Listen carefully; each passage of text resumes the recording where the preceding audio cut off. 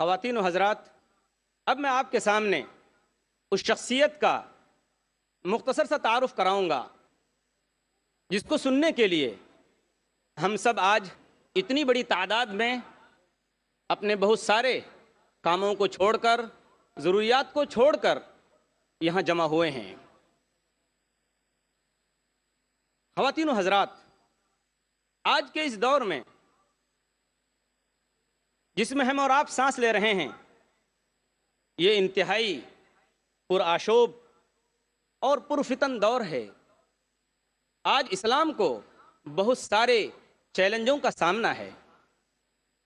اسلام دشمن طاقتوں کی دشمنی کا ایک پہلو یہ بھی ہے کہ اگر مسلمان رسمی اسلام کو نہیں چھوڑتے تو نہ چھوڑیں، مگر وہ مسلمان بھی نہ رہیں۔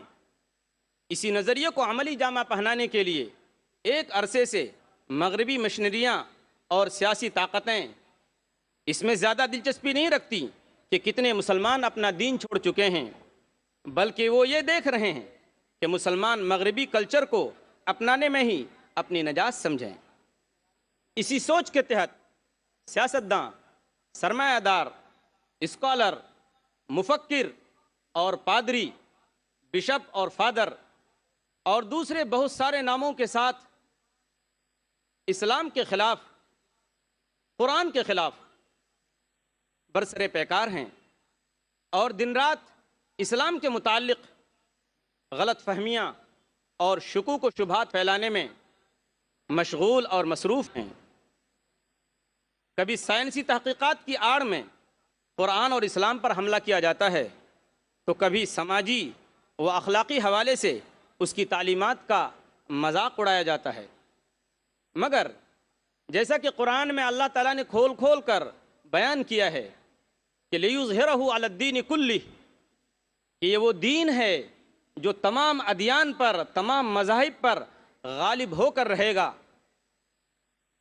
جیسا کہ کسی شاعر نے کہا ہے کہ اسلام کی فطرت میں قدرت نے لچک دی ہے، اسلام کی فطرت میں قدرت نے لچک دی ہے، اتنا ہی یہ ابھرے گا جتنا کہ دبائیں گے، اور فانوس بن کر جس کی حفاظت ہوا کرے وہ شمع کیا بجھے جسے روشن خدا کرے۔ اور اس کا منظر بارہا ہمارے اور آپ کے سامنے آتا ہے۔ ہم اخبارات میں پڑھتے ہیں کہ 9/11 کے بعد جن لوگوں نے اسلام کو بدنام کرنے کی خاطر یہ منصوبہ رچا اور یہ پلاننگ کی، ان کو منہ کی کھانی پڑی۔ ان لوگوں نے دیکھا کہ اسلام کو بدنام کرنے کے لیے انہوں نے یہ پروگرام طے کیا اور لوگ اسلام سے قریب ہوتے گئے اور اسلام کو گلے لگاتے گئے۔ اس لیے میرے دوستوں اور بزرگوں، آج بھیونڈی کی سرزمین میں اتنا بڑا تاریخی اجلاس منعقد کیا ہے آپ حضرات نے۔ بے شک مبارک ہو آپ کو یہ میزبانی کہ آپ نے اتنے مہمانوں کو بلایا ہے اور ان کو دعوت سخن دی ہے کہ وہ اسلام کے نام پر، دین کے نام پر، قرآن کے نام پر اور مذہب کے نام پر ایک آواز پہ لبیک کہیں اور بھیونڈی کی سرزمین میں جمع ہو کر اس کی گواہی دیں کہ واقعی ہم کو، آپ کو، ہر مسلمان بچے کو، ہر مسلمان بچی کو اسلام سے لگاؤ ہے، اسلام سے پیار ہے، اسلام سے محبت ہے، اسلام سے دلچسپی ہے، اور ہماری اور آپ کی عظمت کا راز صرف اسلام کے اندر اور مسلمان ہونے کی حیثیت سے چھپا ہوا ہے۔ یاد کیجئے وہ تاریخی جملہ کہ جب حضرت عمر رضی اللہ تعالیٰ عنہ کا قافلہ دمشق کی سرزمین کو فتح کرتا ہے اور وہاں داخل ہوتا ہے، حضرت عمر رضی اللہ تعالیٰ عنہ سے کہا گیا کہ آپ سپہ سالار ہیں، آپ فاتح ہیں، آپ لباس اپنا چینج کر لیجئے، آپ کا لباس پرانا ہے، پھٹا ہوا ہے۔ حضرت عمر رضی اللہ تعالیٰ عنہ نے کیا کہا تھا؟ اِنَّا نَحْنُ قَوْمٌ أَعَزَّنَا اللَّهُ بِالْإِسْلَامِ فَلَا نَطْلُبُ الْعِزَّ فِي غَيْرِهِ، ہم ایسی قوم ہیں جس کو اللہ تبارک و تعالیٰ نے اسلام کی وجہ سے عزت دی ہے، ہم لباس میں عزت نہیں ڈھونڈتے۔ خواتین و حضرات، جب بھی قرآن و اسلام کے خلاف کوئی سازش وجود میں آتی ہے تو اللہ تعالیٰ اپنے منتخب کردہ بندوں سے اس کی حفاظت کا انتظام کر دیتا ہے۔ اس تسلسل میں اگر موجودہ دور پر نظر ڈالی جائے تو ہمیں ایک ایسی شخصیت نظر آتی ہے جس نے اسلام کے خلاف چیلنجوں کا ڈٹ کر مقابلہ کیا ہے، اور وہ ہیں محترم جناب ڈاکٹر ذاکر نائک صاحب۔ انہوں نے مسلم دنیا ہی میں نہیں بلکہ مغربی دنیا اور امریکہ میں بھی اسلام اور قرآن کی حقانیت و عظمت کو جس طرح منوایا ہے وہ کسی عام آدمی کے بس کی بات نہیں۔ یہی وجہ ہے کہ ممبئی کے انگریزی روزنامہ انڈین ایکسپریس نے اپنی 22 فروری 2009 کی اشاعت میں 100 موسٹ پاورفل انڈین کے عنوان سے، یعنی ہندوستان کی 100 بااثر اہم ترین شخصیات میں ڈاکٹر ذاکر نائک کو بھی شامل کیا ہے۔ فہرست میں ڈاکٹر ذاکر نائک صاحب کا نمبر 82واں ہے۔ دیگر شخصیات میں فلمی، سیاسی اور تجارتی شخصیات ہیں جیسے راہل گاندھی، سونیا گاندھی، منموہن سنگھ، پرنب مکھرجی، مکیش امبانی، انل امبانی وغیرہ۔ اس کے علاوہ اس میں روحانی و مذہبی پیشواؤں کی فہرست بھی جاری کی گئی ہے۔ ٹاپ 10 اسپریچول گروز کے عنوان سے شائع 10 روحانی و مذہبی شخصیات میں بھی ڈاکٹر ذاکر نائک کا نمبر 3 ہے۔ اس میں غور کرنے کی بات یہ ہے کہ مسلمانوں میں مبلغ و پریچر کی حیثیت سے صرف ایک ہی نام ہے اور وہ ہے ڈاکٹر ذاکر نائک کا، اور اس سے زیادہ غور کرنے کی بات یہ ہے کہ 10 گروؤں میں کوئی شنکر اچاریہ، کوئی بشپ یا فادر، کوئی مذہبی پریچر نہیں۔ بابا رام دیو کا نام یوگا کی حیثیت سے، شری شری روی شنکر کا نام آرٹ آف لیونگ کی حیثیت سے، سسٹر نرملا کا نام چیریٹی کی حیثیت سے لیا گیا ہے۔ گویا ایک ہی شخص ہے جو مذہب کا پرچار کرتا ہے، وہ کوئی ہندو نہیں، وہ کوئی کرسچن نہیں بلکہ مسلم ہے، اور وہ ہیں ڈاکٹر ذاکر نائک صاحب۔ سچ کہا اللہ تبارک و تعالیٰ نے کہ ذالک فضل اللہ یؤتیہ من یشاء، یہ اللہ کا فضل ہے، وہ جسے چاہتا ہے عطا کرتا ہے۔ یہ رتبہ بلند ملا جس کو مل گیا، اور پھر صداقت ہو تو دل سینوں سے کھچنے لگتے ہیں واعظ، حقیقت خود کو منوا لیتی ہے، مانی نہیں جاتی۔ اب ہم انتہائی ادب و احترام کے ساتھ عالم اسلام کے اور پوری دنیا کے مشہور مبلغ اسلام ڈاکٹر ذاکر نائک صاحب کو دعوت سخن دیتے ہیں کہ قرآن اور جدید سائنس کے عنوان پر تقریر پیش فرمائیں۔ ہم استقبال کرتے ہیں ڈاکٹر ذاکر نائک کا۔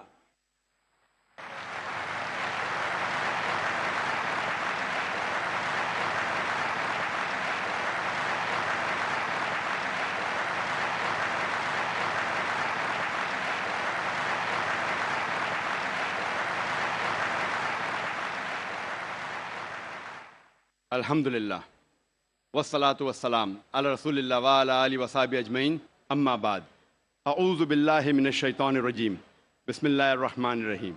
اولم یر الذین کفروا ان السماوات والارض کانتا رتقا ففتقناہما وجعلنا من الماء کل شیء ہے افلا یؤمنون۔ رب اشرح لی صدری ویسر لی امری واحلل عقدۃ من لسانی یفقہوا قولی۔ میرے محترم بزرگوں اور میرے عزیز بھائیوں اور بہنوں، السلام علیکم ورحمۃ اللہ وبرکاتہ۔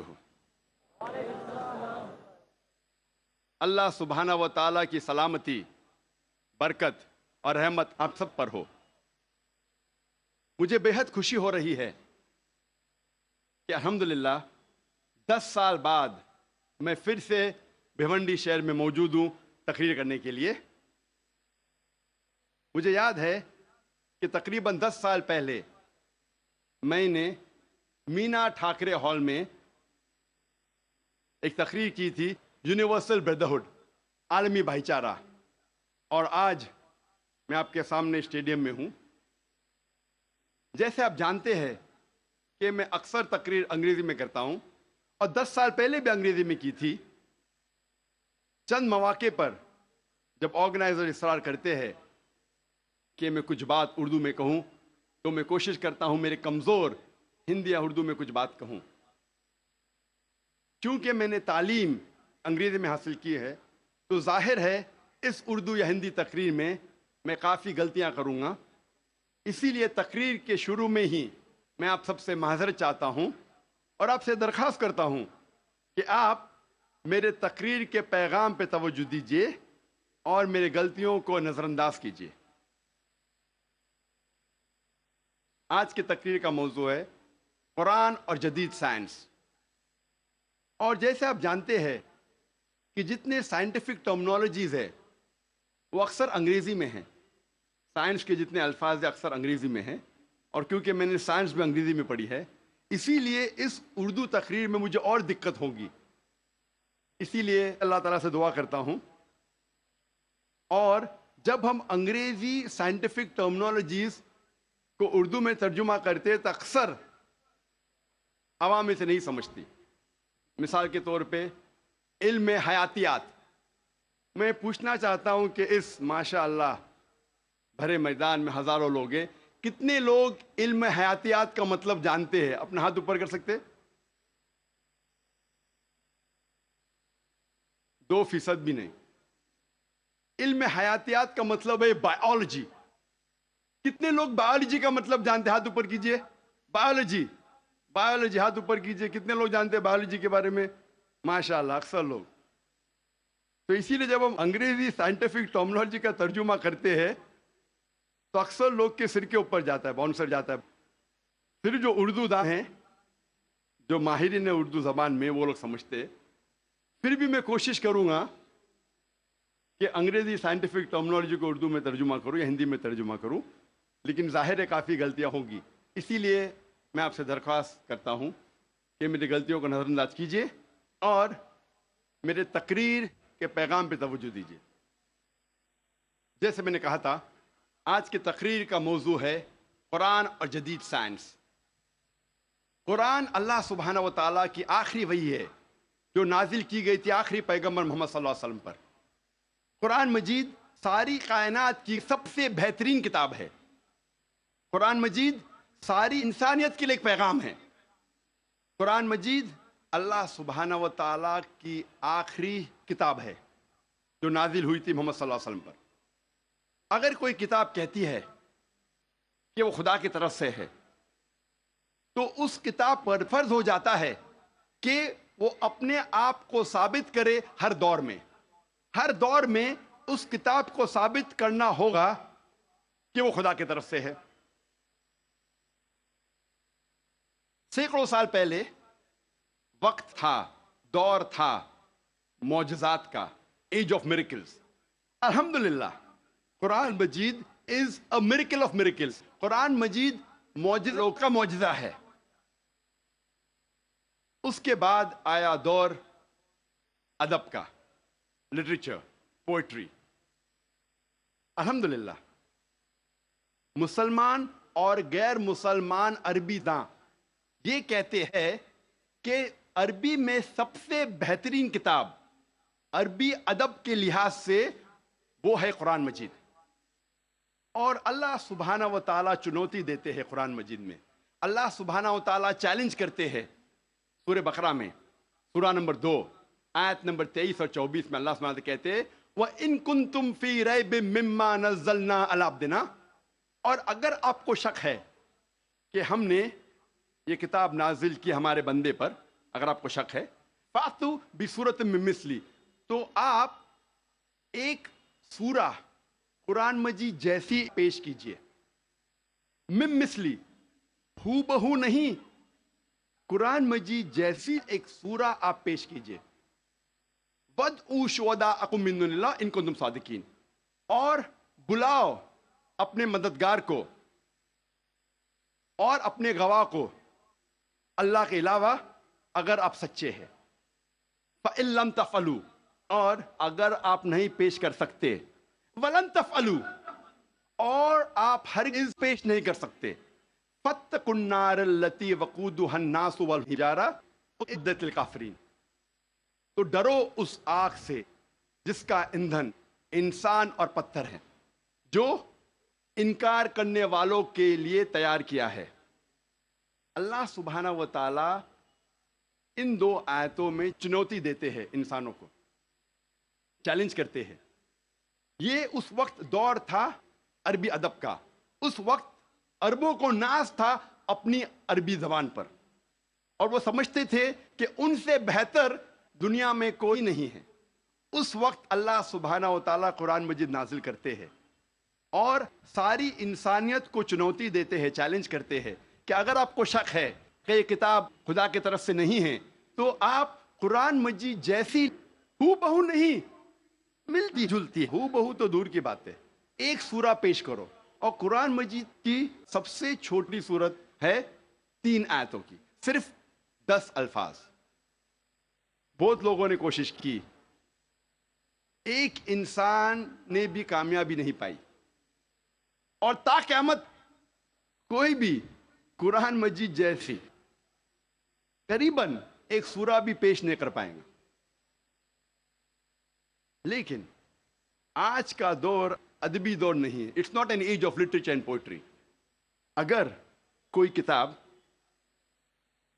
اپنے آپ کو خدا کی طرف سے کہتی ہے اور ادبی انداز میں کہتی ہے کہ دنیا چپٹی ہے، دنیا سپاٹ ہے، کیا آج کا جدید انسان اس بات کو تسلیم کرے گا؟ بالکل نہیں، کیونکہ آج کا دور ادبی دور نہیں ہے، آج کا دور ہے جدید سائنس کا دور۔ آج ہم کوشش کریں گے یہ تحقیق کرنے کی قرآن اور جدید سائنس ملتے ہیں یا ٹکراتے ہیں، قرآن اور جدید سائنس ملتے ہیں یا قرآن اور جدید سائنس ٹکراتے ہیں۔ اس موضوع پہ ہم انشاءاللہ تذکرہ۔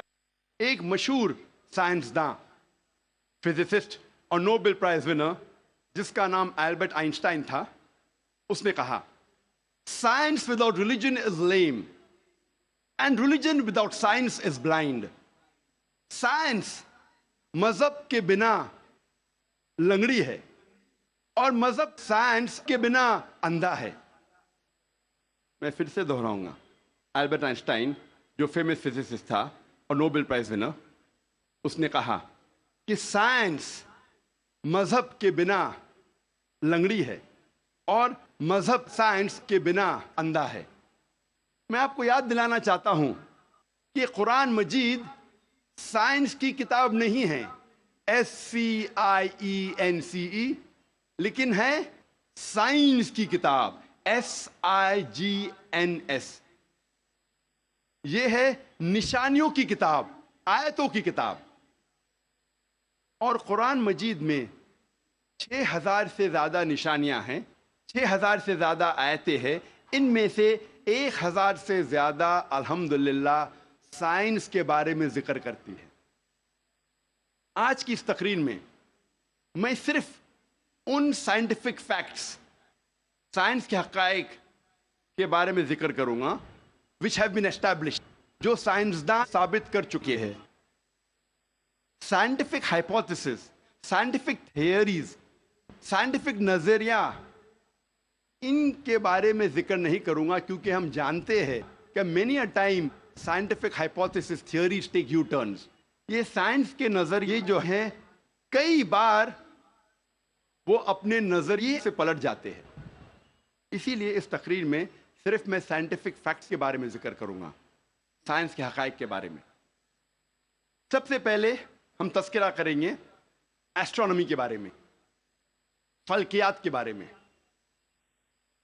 35 سے 40 سال پہلے کچھ سائنسداں نے تحقیق کی ایک موضوع پہ، تخلیق کائنات، مطلب کریشن آف دی یونیورس۔ اور ان سائنسداں نے کہا کہ ہماری کائنات سب سے پہلے ایک پرائمری نیبیولا تھا، بنیادی گولا، ابتدائی گولا۔ اس کے بعد there was a secondary separation، دوسری جدائی، دوسری علیحدگی، اور ایک بڑا دھماکہ ہوتا ہے بگ بینگ۔ اس کے بعد وجود میں آیا گیلیکسیز، کہکشائیں، ستارے، سیارے، چاند، سورج، اور یہ زمین جس پہ ہم رہتے ہیں۔ اسے سائنسداں نے کہا بگ بینگ، بڑا دھماکہ۔ یہ جو سائنسداں نے تقریباً 40 سال پہلے ڈھونڈا کس طریقے سے کائنات وجود میں آئیں، تخلیق کائنات، قرآن مجید میں اس کا ذکر 1400 سال پہلے ہے۔ اور میں نے اس تقریر کے شروع میں ایک آیت کی تلاوت کی سورہ انبیاء کی، سورہ نمبر 21 آیت نمبر 30، جہاں اللہ سبحانہ تعالیٰ فرماتے اولم یر الذین کفروا، کیا انکار کرنے والے یہ نہیں جانتے ان السماوات والارض کانتا رتقا ففتقناہما، کہ زمین اور آسمان ایک تھے، جڑے ہوئے تھے، اور ہم نے انہیں جدا کیا۔ یہ جو تخلیق کائنات، creation of the universe, big bang, بڑا دھماکہ جو سائنسداں کو 40 سال پہلے پتا چلا، قرآن مجید میں اس کا ذکر ہے 1400 سال پہلے۔ قرآن مجید میں اللہ سبحانہ تعالیٰ فرماتے ہیں سورہ فصلت میں، سورہ نمبر 41 آیت نمبر 11 اور 12 میں، کہ اللہ سبحانہ و تعالیٰ نے آسمان کی طرف دیکھ کے کہا جب وہ دھواں تھا کہ آسمان اور زمین ایک ساتھ آ جاؤ، ولنگلی اور ان ولنگلی، اپنے مرضی سے یا اپنے مرضی کے بنا، اور ان نے کہا کہ ہم اپنے مرضی سے ایک ساتھ آ جاتے ہیں۔ قرآن مجید میں لکھا ہے کہ آسمان سب سے پہلے دھواں تھا، عربی لفظ ہے دخان، اور آج کے سائنسداں یہ کہتے ہیں کہ کائنات بننے کے پہلے یہ آسمان دھواں تھا، انگلش میں کہتے ہیں گیس، لیکن عربی میں دخان کے معنی ہے اسموک۔ کچھ مفسرین نے ترجمہ کیا مسٹ، دھند، جو میرے حساب سے صحیح ترجمہ نہیں، کیونکہ دھند ہوتا ہے ٹھنڈا اور دھواں ہوتا ہے گرم۔ دھماکے کے بعد ہم اکثر دیکھتے ہیں گرم دھواں، دھند نہیں دیکھتے۔ تو قرآن مجید میں لکھا ہے کہ آسمان تھا دھواں، اور آج سائنس یہ کہتی ہے کہ اسموک گیس سے اور بہترین لفظ ہے۔ جو قرآن مجید میں دخان لکھا ہے وہ گیس سے اور بہترین ہے، اور scientifically smoke is a better word than gas. آپ سوچ سکتے قرآن مجید میں اس کا ذکر ہے 1400 سال پہلے۔ انسان پہلے سمجھتے تھے کہ زمین سپاٹ ہے، چپٹی ہے۔ سب سے پہلی بار اگر کوئی انسان نے یہ ثابت کیا کہ دنیا بیضوی ہے، وہ ایسا Francis Drake sun 1577 1577 when he sailed around the earth، جب سمندر پہ سفر کیے دنیا کے گول، تو فرانسس ڈریک نے ثابت کیا کہ دنیا بیضوی ہے۔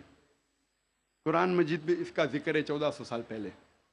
قرآن اللہ تعالیٰ فرماتے ہیں سورہ لقمان میں، سورہ نمبر 31 آیت نمبر 29 میں، الم ترى ان اللہ یلیج اللیل فی النہار ویلیج النہار فی اللیل، اللہ سبحانہ و تعالیٰ نے رات کو دھیرے دھیرے آہستہ آہستہ دن میں تبدیل کیا، اور دن کو دھیرے دھیرے آہستہ آہستہ رات میں تبدیل کیا۔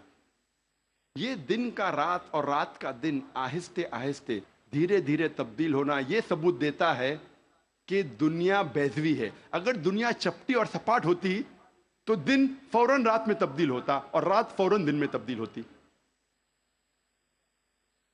اللہ تعالیٰ فرماتے سورہ الزمر میں، سورہ نمبر 39 آیت نمبر 5 میں، کہ اللہ سبحانہ و تعالی رات کو دن پہ لپیٹتا ہے اور دن کو رات پہ لپیٹتا ہے۔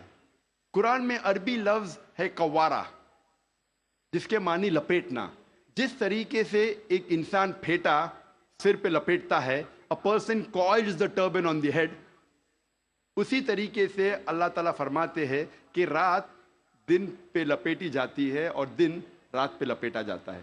یہ دن کا رات اور رات کا دن پہ لپیٹنا اسی وقت پاسبل ہے جب دنیا بیضوی ہے۔ اگر دنیا چپٹی اور سپاٹ ہوتی تو یہ ممکن نہ ہوتا۔ قرآن مجید میں اللہ تعالیٰ فرماتے ہیں سورہ نازیات میں، سورہ نمبر 79 چیپٹر 79 آیت نمبر 30 میں، وَالْأَرْضَ بَعْدَ ذَلِكَ دَحَاهَا، اور اس کے بعد اللہ سبحانہ و تعالیٰ نے زمین کو پھیلایا، بچھونا جیسے۔ دہا کہ ایک معنی ہے پھیلانا، اور دہا کی دوسری معنی آتا ہے عربی لفظ دھویا سے، جس کے معنی ہے بیضا، جس کے معنی ہے انڈا۔ اور ہم جانتے ہیں کہ دنیا گول ہے، بیضوی ہے، اور ہم یہ بھی جانتے ہیں آج کہ دنیا پوری طریقے سے گول نہیں ہے، وہ اوپر اور نیچے سے from the poles it is flattened, اوپر اور نیچے سے چپٹی ہے، جسے ہم کہتے ہیں انگریزی میں جیو اسفیئریکل ان شیپ، ارضی بیضوی۔ اور یہ لفظ جو دہاہا ہے وہ عام انڈے کے لیے نہیں ہے، عام بیضے کے لیے نہیں، خصوصاً شتر مرغ کے انڈے کے لیے، شتر مرغ کے بیضے کے لیے۔ اور جب ہم دیکھتے ہیں شتر مرغ کا بیضہ، انڈا اس جیو اسفیئریکل ان شیپ، ارضی بیضوی کے شکل میں ہے۔ آپ سوچ سکتے ہیں 1400 سال پہلے اس کتاب میں لکھا ہے کہ یہ زمین، یہ دھرتی اس جیو اسفیئریکل ان شیپ، ارضی بیضوی شکل میں ہے۔ پہلے انسان یہ سوچتے تھے یہ چاندنی جو ہے، چاند کی روشنی، یہ اس کی خود کی روشنی ہے۔ چند صدی پہلے ہمیں پتا چلا کہ چاند کی روشنی، چاندنی اس کی خود کی روشنی نہیں ہے، یہ سورج کی لی ہوئی روشنی ہے، سورج کی منعکس شدہ ریفلیکٹڈ لائٹ ہے، بوروڈ لائٹ ہے۔ قرآن مجید میں اللہ سبحانہ تعالیٰ فرماتے ہیں سورہ فرقان میں، سورہ نمبر 25 آیت نمبر 61 میں، اللہ سبحانہ و تعالیٰ نے آسمان میں برج رکھے، تاروں کے جھنڈ، اور اس میں رکھا سورج جس کے پاس خود کی روشنی ہے، سلگتا ہوا چراغ، اور رکھا چاند جس کی لی ہوئی روشنی ہے۔ قرآن میں سورج عربی میں کہا گیا ہے شمس، اور اس کی روشنی کو کہا گیا ہے سراج، وہاج اور دیا، جس کے معنی ہے سلگتا ہوا چراغ یا مشال یا دیا۔ تینوں کے معنی ہیں کہ سورج کی روشنی خود کی ہے، اور چاند کو کہا گیا ہے قرآن مجید میں قمر، اور چاندنی کو کہا گیا ہے منیر یا نور۔ منیر مینز بوروڈ لائٹ، لی ہوئی روشنی، یا نور میننگ ریفلیکٹڈ لائٹ، منعکس شدہ روشنی، ریفلیکٹڈ لائٹ۔ آپ سوچ سکتے قرآن مجید 1400 سال پہلے کہتا ہے کہ یہ چاندنی خود کی روشنی نہیں ہے، چاند کی لی ہوئی روشنی ہے۔ اور اس کا ذکر سورہ فرقان سورہ نمبر 25 آیت نمبر 61 کے علاوہ سورہ یونس میں سورہ نمبر 10 آیت نمبر 5 میں، اور سورہ نوح میں سورہ نمبر 71 آیت نمبر 15 اور 16 میں۔ پہلے سائنسداں یہ سمجھتے تھے کہ زمین کائنات کا مرکز ہے، اور باقی سیارے، چاند اور سورج زمین کے گول گھوم رہے ہیں، چکر لگا رہے ہیں۔ اسے کہتے تھے تھیوری آف جیو سینٹرزم، زمین کو مرکز سمجھنے کا نظریہ۔ اور یہ لوگ 2 صدی سے، ٹولمی کے وقت سے مانتے تھے، 16ویں صدی تک، جب تک کوپرنیکس نے کہا کہ زمین کے گول چاند اور سیارے نہیں چکر لگا رہے ہیں، لیکن سورج کے گول زمین، چاند اور باقی سیارے چکر لگا رہے ہیں، گھوم رہے ہیں۔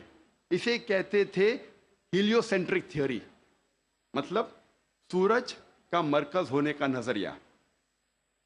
اور سن 1609 میں ایک جرمن سائنٹسٹ جس کا نام تھا یوہنس کیپلر، اس نے لکھا اپنی کتاب میں ایسٹرونوما نووا کہ صرف سیارے اور چاند سورج کے گول گھوم نہیں رہے ہیں، لیکن زمین، چاند اور سیارے، پلانٹس، سورج کے گول گھومنے کے علاوہ اپنے محور پہ گردش کر رہے ہیں۔ They are rotating about their own axis۔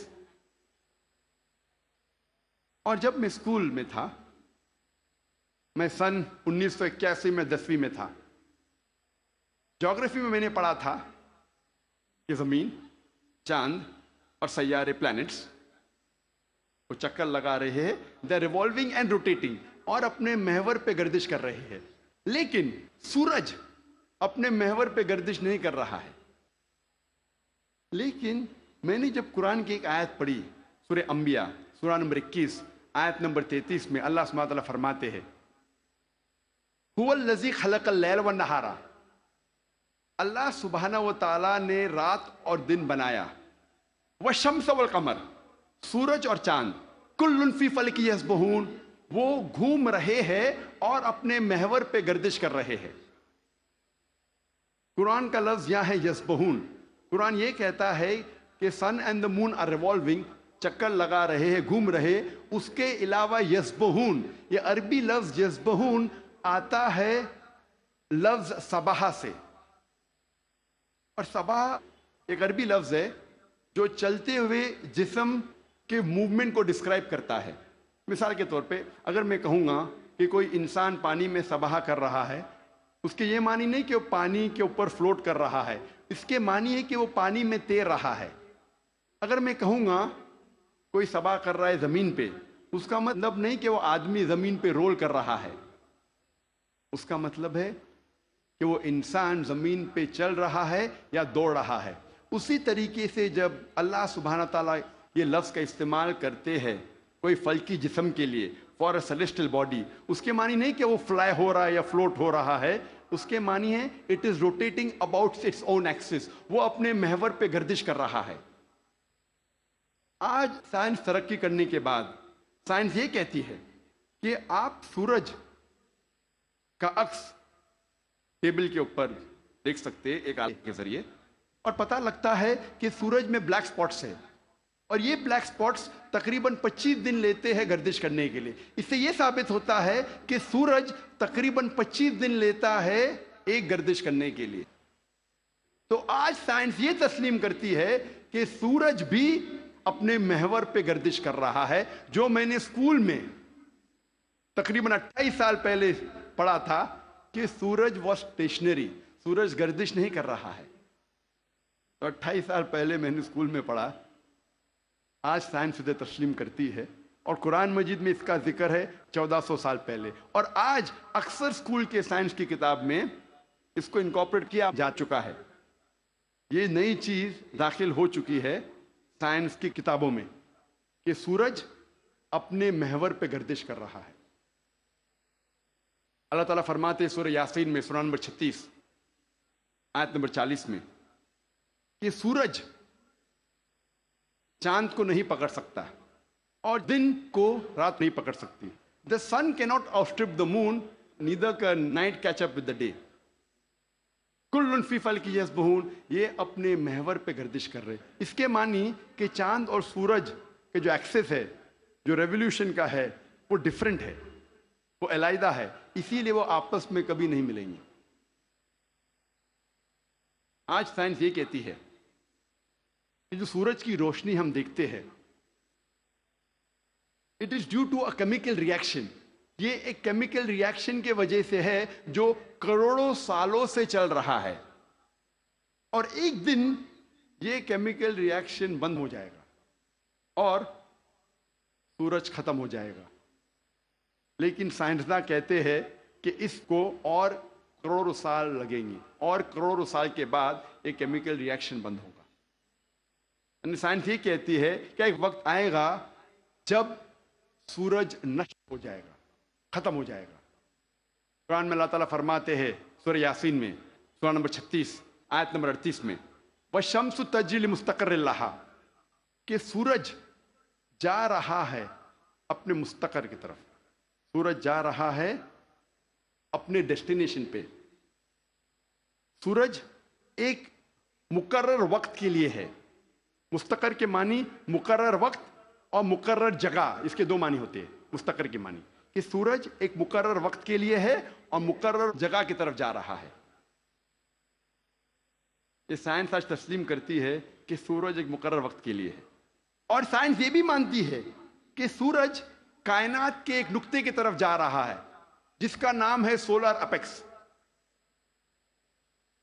In the ہرکولینز alpha لائرا 12 mile per second کی رفتار پہ، قرآن میں لکھا ہے مستقر، مقرر جگہ کی طرف۔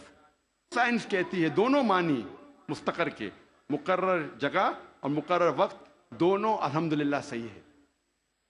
اور اس کا ذکر سورہ یاسین سورہ نمبر 36 آیت نمبر 38 کے علاوہ سورہ رعد میں بھی ہے، سورہ نمبر 13 آیت نمبر 2، سورہ فاطر سورہ نمبر 35 آیت نمبر 13، سورہ لقمان سورہ نمبر 31 آیت نمبر 29، اور سورہ الزمر سورہ نمبر 39 آیت نمبر 5 میں. سب جگہ کہا گیا ہے کہ سورج ایک مقرر وقت کے لیے ہے، ایک مقرر جگہ کی طرف جا رہا ہے. آج سائنس یہ کہتی ہے جو آسمان ہمارے زمین کے اوپر ہے، جسے ہم کہتے ہیں ایٹماسفیئر، وہ ایک محفوظ چھت کی طرح ہے. اور سائنسداں یہ کہتے ہیں کہ خطرناک rays like ultraviolet rays, X rays, یہ چھت، یہ ایٹماسفیئر ان خطرناک ریز کو زمین پہ آنے سے روکتا ہے، ورنہ زمین پہ جاندار چیز مٹ جائیں گی. قرآن میں اس کا ذکر ہے سورہ انبیاء میں سورہ نمبر 21 آیت نمبر 32 میں کہ اللہ سبحانہ و تعالیٰ نے آسمان کو ایک محفوظ چھت بنایا، a protected ceiling, a canopy well guarded. آپ سوچ سکتے ہیں قرآن میں اس کا ذکر 1400 سال پہلے ہے، جو سائنسدان نے حال ہی میں 50 سال پہلے، 100 سال پہلے، 150 سال پہلے کہا یہ ایٹماسفیئر از اے پروٹیکٹڈ سیلنگ. جب میں اسکول میں تھا تقریباً 28 سال پہلے، میں نے سائنس میں سیکھا تھا there are 3 types of matter: solid, liquid and gas. 3 قسم کے مادہ تھے، solid, liquid and gas. آج سائنس یہ کہتی ہے کہ 3 مادہ 3 states of matter کے علاوہ اور بھی ہے. ہم پہلے یہ سمجھتے تھے کہ آرگنائز ایسٹرونومیکل سسٹمز کے باہر، آرگنائز فلکیات کے باہر خلا تھا، ویکیوم تھا. آج سائنس کہتی ہے کیا انٹرسٹیلر اسپیس، سیارے کے بیچ مادے کے پل ہے، برجز آف میٹر ہے، جسے آج ہم کہتے ہیں پلازما، جسے سائنسداں کہتے ہیں 4th state of matter. 4تھی قسم مادے کی آج سائنسداں کہتے ہیں پلازما ہے. قرآن میں اس کا ذکر 1400 سال پہلے ہے، سورہ فرقان میں سورہ نمبر 25 آیت نمبر 59 میں 59 میں کہ اللہ سبحانہ و تعالیٰ نے زمین اور آسمان کو بنایا اور اس کے بیچ میں ساری چیزیں بنائیں. مطلب زمین اور آسمان کے بیچ میں ویکیوم نہیں ہے. آج سائنس اسے کہتی ہے مادے کے پل، برجز آف میٹر، کہتی ہے پلازما ہے، 4th state of matter. اور اس کا ذکر سورہ فرقان سورہ نمبر 25 آیت نمبر 59 کے علاوہ سورہ ہجر میں سورہ نمبر 15 آیت نمبر 85 میں، سورہ سجدہ سورہ نمبر 32 آیت نمبر 4 میں، سورہ صفات سورہ نمبر 37 آیت نمبر 5، اور سورہ احقاف سورہ نمبر 46 46 آیت نمبر 3 میں. کئی جگہ لکھا ہے کہ اللہ سبحانہ و تعالیٰ نے زمین اور آسمان بنائے اور اس کے بیچ میں ساری چیزیں. Talking about the 4th state of matter, plasma. ایک مشہور سائنٹسٹ جس کا نام ایڈوین ہبل ہے، اس نے کہا تھا کہ کائنات پھیل رہی ہے، the universe is expanding. اور قرآن میں اللہ تعالیٰ فرماتے ہیں سورہ ذاریات میں سورہ نمبر 51 آیت نمبر 47 آیت نمبر 47 میں کہ ہم نے یہ کائنات بنائی پھیلتی ہوئی. عربی لفظ مؤسیونا، پھیلنا. اور آج سائنس اس کو تسلیم کرتی ہے کہ ہماری کائنات پھیل رہی ہے.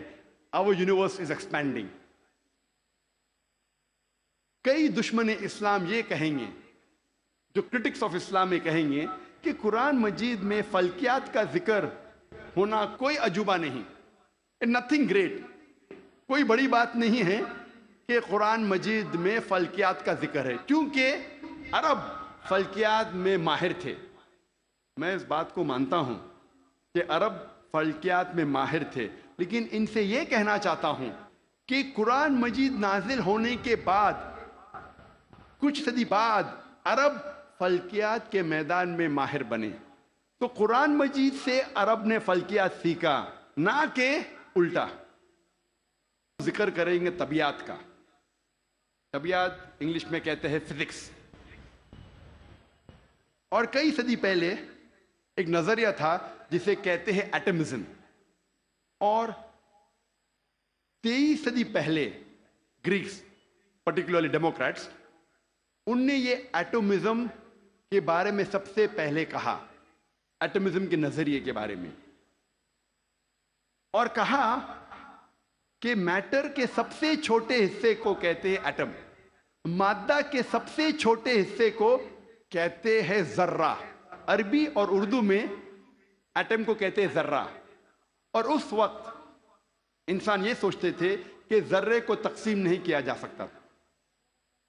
आज साइंस तरक्की करने के बाद हम मानते हैं कि atom is the smallest part of matter having the characteristics of the element. जर्रा मादे का सबसे छोटा हिस्सा है जो एलिमेंट के कैरेक्टरिस्टिक्स रखता है, लेकिन ये जर्रा तकसीम किया जा सकता है into protons, electrons, neutrons. Quran मजीद में जर्रे का जिक्र है तो लोग समझेंगे कुरान मजीद आउटडेटेड है, ये पुरानी किताब है। जर्रे का जिक्र है, अभी आउटडेटेड है। कुरान में जर्रे का जिक्र है, लेकिन जर्रे के आगे क्या लिखा है वो भी हमें देखना चाहिए।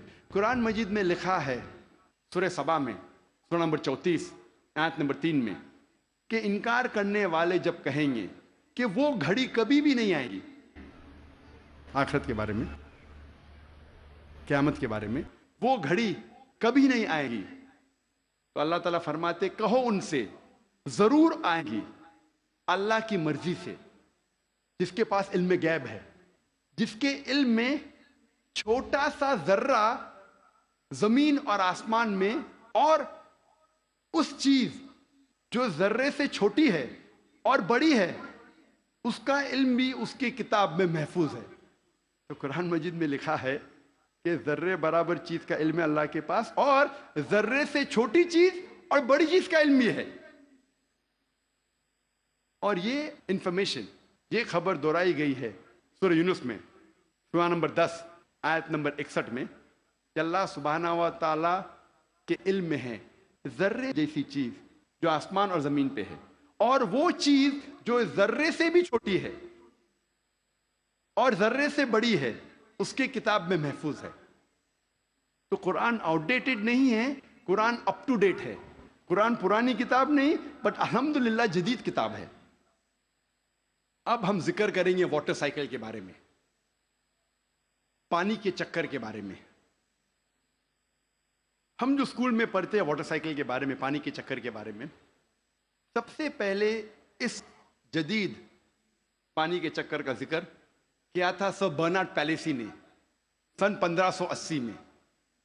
और हम जानते हैं, हमने स्कूल में पढ़ा है कि water evaporates from the ocean, पानी समुद्र से भाप बन के ऊपर जाता है, जुड़ के बादल बनता है, बादल जुड़ते हैं और अंदरूनी हिस्से में हवा के जरिए जाते हैं, फिर उनकी तकसीम होती है और पानी बादल से बरसता है।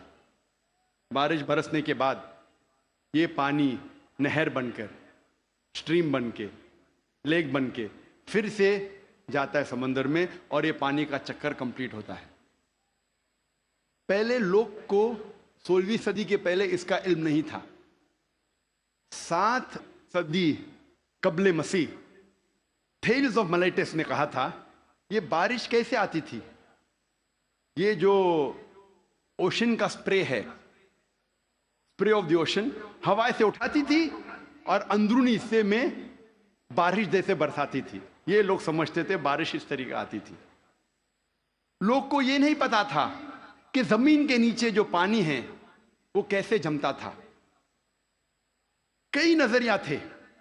लोग पहले सोचते थे कि ये हवा का दबाव पानी पे, समुद्र पे, पानी को जमीन से नीचे ले जाता था और उस तरीके से जमीन के नीचे पानी आता था। लोग पहले ये समझते थे at the time of Pluto के वक्त कि ये पानी एक खुफिया रास्ते से वापस जाता था समुद्र की तरफ। समंदर में secret passage, the great एबिस known as the Tartus at the time of Pluto. एक खुफिया रास्ते से पानी जमीन के नीचे से जाता था समुद्र में, उसे कहते थे ग्रेट एबिस टार्टस। और ये लोग समझते थे 16वीं सदी तक। 18वीं सदी में डेस्कार्टिस भी इस बात को तस्लीम करता था اور 19ویں صدی میں ایرسٹوٹل کا نظریہ بھی لوگ سمجھتے تھے صحیح ہے کہ viper was picked up and it condensed in mountain caverns which gave rise to underground lakes which was a source of water for the springs.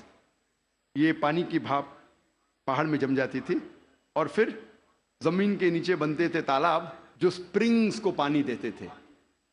یہ تالاب انڈر گراؤنڈ تالاب جو ہے سپرنگز کو پانی دیتے تھے. آج ہم جانتے ہیں یہ جو زمین کے نیچے پانی ہے یہ اصل میں جب بارش کا پانی گرتا ہے زمین پہ جو کریکس ہوتے ہیں اور سورسز کے ذریعے کریکس کے ذریعے یہ پانی نیچے جاتا ہے. قرآن مجید میں اس کا ذکر ہے سورہ الزمر میں سورہ نمبر 39 آیت نمبر 21 میں. اللہ سبحانہ و تعالیٰ آسمان سے پانی برساتا ہے اور زمین میں جس میں کریکس ہے اس کے ذریعے زمین میں پانی دیتا ہے اور جو بوئی ہوئی زمین ہے وہ رنگ برنگی ہو جاتی ہے. It brings various colours of sown field. اللہ تعالیٰ فرماتے ہیں سورہ روم میں سورہ نمبر 30 آیت نمبر 24 میں کہ اللہ سبحانہ و تعالیٰ آسمان سے بارش برساتا ہے اور مری ہوئی زمین میں جان ڈالتا ہے.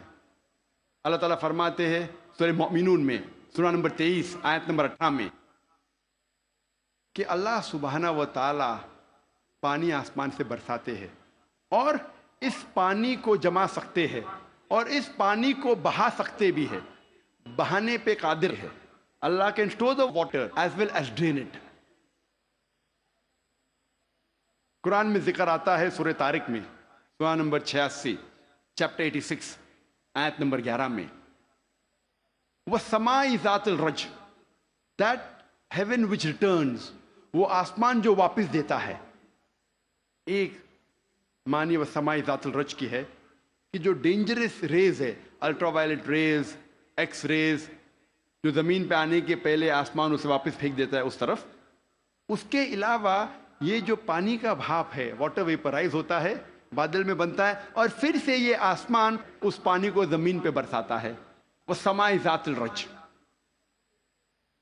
اللہ تعالیٰ فرماتے سورہ الحجر میں سورہ نمبر 15 آیت نمبر 22 میں We cause fecundating winds. ہم ہوا کے ذریعے بادل کو بھوجل کرتے ہیں. عربی لفظ لواقی لقا سے آتا ہے جس کا معنی ہے ٹو امپریگنیٹ ٹو فیکنڈیٹ بر آور کرنا بوجھل کرنا. ہوا بادل کو پولن گرینز کے ذریعے بوجھل کرتی ہے. It impregnates the cloud. اور دوسری وجہ ہے کہ بادل جب آپس میں ملتے ہیں دے کنڈینس اس کے بعد پانی برستا ہے. قرآن میں اللہ تعالیٰ فرماتے ہیں سورہ نور میں سورہ نمبر 24 آیت نمبر 43 میں 43 میں اللہ سبحانہ و تعالیٰ ہوا کے ذریعے بادل کو چلاتے ہیں لے جاتے ہیں. جینٹلی پشز دا کلاؤڈس. پھر یہ بادل آپس میں جڑتے ہیں بڑے ہو جاتے ہیں. اس کے بعد پانی بادل سے برستا ہے. اللہ تعالیٰ فرماتے ہیں سورہ روم میں سورہ نمبر 30 آیت نمبر 48 میں اللہ سبحانہ و تعالیٰ ہوا کے ذریعے بادل کو ہلاتے ہیں اور لے جاتے ہیں اندرونی حصے میں. اس کے بعد بادل کو چھوٹے چھوٹے حصے میں تقسیم کرتے ہیں. اس کے بعد پانی بادل سے برستا ہے. قرآن مجید میں پانی کے چکر کے بارے میں گہرائی سے ذکر ہے تفصیل سے ذکر ہے کئی جگہ. سورہ اعراف میں سورہ نمبر 7 آیت نمبر 57 میں سورہ رعد سورہ نمبر 13 آیت نمبر 17 میں سورہ فرقان سورہ نمبر 25 آیت نمبر 48 اور 49 میں سورہ فاطر سورہ نمبر 35 آیت نمبر 9 میں سورہ یاسین سورہ نمبر 36 آیت نمبر 34 میں سورہ جاسیہ سورہ نمبر 45 آیت نمبر 5 میں سورہ قوف سورہ نمبر 50 آیت نمبر 9 اور 10 میں سورہ واقعہ سورہ نمبر 56 آیت نمبر 68 to 70 سورہ ملک سورہ نمبر 67 آیت نمبر 30 سورہ طارق سورہ نمبر 86 آیت نمبر 11. کئی آیتیں ہیں قرآن مجید میں جو تفصیل کے ساتھ ذکر کرتے ہیں پانی کے چکر کے بارے میں. صرف پانی کے چکر کے بارے میں اگر ذکر کرے گھنٹوں تک تقریر دے سکتے ہیں. صرف قرآن مجید میں پانی کے چکر کا ذکر. اب ہم تذکرہ کریں گے ارضیات کے بارے میں. جیولوجی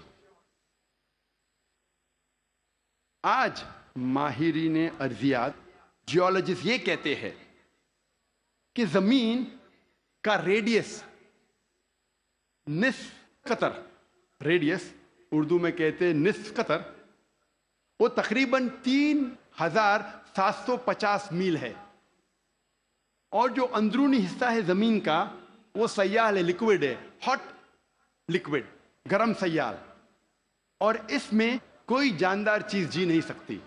لیکن اوپر کا حصہ ہے وہ سالڈ ہے، وہ ٹھوس ہے، اور اوپر جو سپرفیشل ارتھ کرسٹ ہے،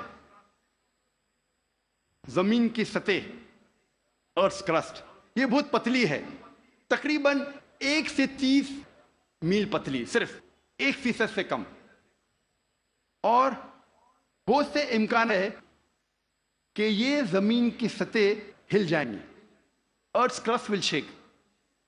آج سائنسداں یہ کہتے ہیں due to the folding phenomena it gives rise to mountain ranges, ایک فولڈنگ فینومینا ہے جس سے پہاڑ پیدا ہوتے ہیں، اور اس پہاڑ کی وجہ سے زمین کی سطح کو استحکام ملتا ہے، اسٹیبلٹی ملتی ہے۔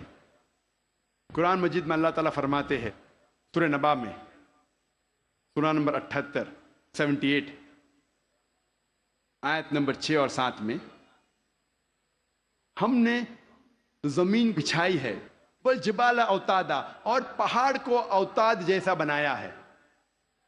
اوتاد عربی میں کہتے ہیں کھوٹے کو، ٹینٹ پیگز، سٹیکس، میخو، اور ہم جانتے ہیں جب ٹینٹ پیگ کو زمین میں ہم ڈالتے ہیں، جب کھوٹے کو زمین میں ڈالتے ہیں تو اکثر حصہ زمین کے نیچے گڑ جاتا ہے، اوپری حصہ بہت کم رہتا ہے، 10% سے کم۔ جس طریقے سے آئس برگ پانی میں، برف کا گولا آئس برگ جب پانی میں دیکھتے ہیں صرف 10% پانی کے اوپر ہے، 90% سے زیادہ پانی کے نیچے، اسی طریقے سے پہاڑ، جو اوپری حصہ ہم پہاڑ کا دیکھتے ہیں وہ کھوٹے جیسا ہے، میخو جیسا ہے، ٹینٹ پیگ جیسا ہے، اوپر کا حصہ بہت چھوٹا ہے، اکثر تقریباً 90% زمین کے نیچے ہے، اور اس کی وجہ ہے کہ زمین کو استحکام، اسٹیبلٹی دیتا ہے۔ قرآن مجید میں اللہ تعالیٰ فرماتے ہیں سورہ نازیات میں، سورہ 79 آیت نمبر 32 میں، اور سورہ غاشیہ سورہ نمبر 88 آیت نمبر 19 میں، ہم نے پہاڑ کو زمین سے مضبوطی سے بنایا ہے۔ We have placed on the earth mountain standing firm، زمین پہ ہم نے پہاڑ مضبوطی سے بنایا ہے۔ ارضیات میں، جیولوجی کے میدان میں ایک بہت اہم کتاب ہے جو اکثر دنیا بھر جب جیولوجی کے سبجیکٹ میں اسے گائیڈ مانا جاتا ہے، اس کتاب کا نام ہے ارتھ، زمین، اور اس کے ایک لیکھک، ون آف دا آتھرز، اس کا نام ہے ڈاکٹر فرینک پریس، جو یو ایس اے کے سائنس اکیڈمی کے پریزیڈنٹ تھے اور ex president of U S A Jimmy Carter کے سائنس ایڈوائزر تھے۔ ڈاکٹر فرینک پریس ارتھ کتاب میں پہاڑ کا نقشہ بناتے ہیں اور دکھاتے ہیں کہ پہاڑ کے جڑ زمین کے نیچے ہے، ویج شیپ، اور لکھتے اپنی کتاب میں کہ پہاڑ کا اہم مقصد ہے کہ زمین کو استحکام دینا، to give stability to the earth, اور قرآن میں ہو بہو وہی ذکر ہے 1400 سال پہلے، سورہ انبیاء میں سورہ نمبر 21 آیت نمبر 31 میں، سورہ نحل سورہ نمبر 16 آیت نمبر 15، اور سورہ لقمان سورہ نمبر 31 آیت نمبر 10 میں، کہ ہم نے زمین پر پہاڑ جمع کے رکھا ہے تاکہ زمین نہ ہلے۔ قرآن میں لکھا ہے پہاڑ کا اہم مقصد ہے زمین کو ہلنے سے بچانا، to give stability to the earth, to prevent the earth from shaking. آپ سوچ سکتے ہیں قرآن مجید میں 1400 سال پہلے اس کا ذکر ہے، اور سائنسدان نے آج کل حال ہی میں 50 سال پہلے، 100 سال پہلے، 200 سال پہلے اسے تسلیم کیا، اور قرآن میں اس کا ذکر 1400 سال پہلے ہے۔ اب ہم تذکرہ کریں گے علم بحر کے بارے میں، اوشنوگرافی کے بارے میں، اور اوشنوگرافی کے فیلڈ میں قرآن مجید میں اللہ سبحانہ تعالیٰ فرماتے ہیں سورہ فرقان میں سورہ نمبر 25 آیت نمبر 53 میں 53 میں، اللہ سبحانہ و تعالیٰ نے दो किस्म के पानी बनाए हैं, एक पीने वाला और मीठा और दूसरा खारा और कड़वा, और दोनों के बीच अल्लाह ने एक बरज़ख बनाया है, बिना दिखने वाला एक वेल, एक पर्दा। अरबी में लफ्ज़ बरज़ख, बरज़ख के मानी पर्दा। जिस तरीके से इंसान मरता है और वापस से क़यामत में उठने के पहले हम कहते हैं बरज़ख में है, अनसीन, जो देखे नहीं जा सकता है वो ज़िंदगी। कुरान में कहा गया बरज़ख, ना देखे जाने वाला पर्दा। कुरान में फिर से इसका जिक्र है सूरह रहमान में, सूरह नंबर 55 आयत नंबर 19 और 20 में, जो आज हमारे नन्हे से कारी ने उसकी तिलावत की। मरजल बहरैन यल्तक़ियान बैनहुमा बरज़ख़ लाबगियान, कि अल्लाह सुब्हाना व तआला ने दो किस्म के पानी बनाए जो आपस में मिलते हैं, लेकिन इनके दरमियान एक बरज़ख है, इनके दरमियान एक पर्दा है। लोग पहले जानते थे कि दो किस्म के पानी है, खारा और मीठा, खारा पानी मीठा पानी, लेकिन मुफस्सिरीन कुरान ये नहीं समझ पाते थे अल्लाह ताला क्या कहना चाहता है जब कहता है कि खारे और मीठे पानी के दरमियान बरज़ख है। पानी आपस में मिलता है लेकिन ये एक दूसरे से घुल मिल नहीं सकता। खारा पानी और मीठा पानी मिलता है लेकिन इनके दरमियान बरज़ख है, ताकि एक पानी दूसरे पानी में मिल नहीं सके। तो मुफस्सिर कुरान ये समझ नहीं पाते थे अल्लाह ताला क्या फरमाना चाहता है। आज जो साइंस तरक्की करने के बाद और इल्म बहर के बारे में हम आज और जानते हैं, जो प्रोफेसर है, जो यूएसए के मशहूर माहिर है इल्म बहर में, ये साइंटिस्ट ने कहा, इसके मानी है आज हम जानते हैं कि जब भी मीठा पानी खारे पानी में जाता है, बहता है, वो मीठा पानी अपनी मिठास को खो देता है और खारा बन जाता है, और इसके दरमियान there is a transitional homogenising area, जो अरबी में कुरान में लिखा है बरज़ख, एक पर्दा। आज जो साइंस ने जाना, कुरान मजीद ने 1400 साल पहले लिखा कि खारे और मीठे पानी के दरमियान है एक पर्दा। ये पानी मिलता है लेकिन आपस में घुल मिल नहीं सकता। They meet but they do not mix. और सबसे बेहतरीन मिसाल जो हम आँख से देख सकते हैं वो है साउथ अफ्रीका में, in the southern part, in the cap area, दोनों खारा और मीठा पानी मिलता है। हम देख सकते हैं, हम ये भी देखते हैं कि दोनों पानी का रंग अलग है। ये मिसाल हम इजिप्ट, मिस्र में भी देख सकते हैं, जब river Nile flows into the Mediterranean C. River Nile बहती है मेडिटेरियन सी में। और सबसे बेहतरीन मिसाल है गल्फ स्ट्रीम, जो हजारों मीलों तक चलती है। गल्फ स्ट्रीम शुरू होती है गल्फ ऑफ मैक्सिको में, नॉर्थवर्ड जाती है towards the east coast of north America, फिर जाती है eastward towards the west coast of Europe. हजारों मील बहती है, दोनों पानी लेकिन अलग है, दे आर सेपरेट, डिस्टिंक्ट। अगर आप कश्ती में सफर कर रहे हैं इस गल्फ स्ट्रीम के किनारे पे, और पानी एक तरफ से लेंगे और पानी दूसरे तरफ से लेंगे, तो पता चलता है एक पानी मीठा है, एक खारा। इसकी हरारत, इसकी टेम्परेचर भी डिफरेंट है। कुरान मजीद में इसका जिक्र है 1400 साल पहले। मैं और एक मिसाल पेश करूंगा कुरान मजीद में इल्म बहर की। कुछ अरबों ने कुरान मजीद की एक आयत ली, सूरह नूर की, सूरह नंबर 24 आयत नंबर 40, और उसका तर्जुमा पेश किया प्रोफेसर दुर्गा राव के पास।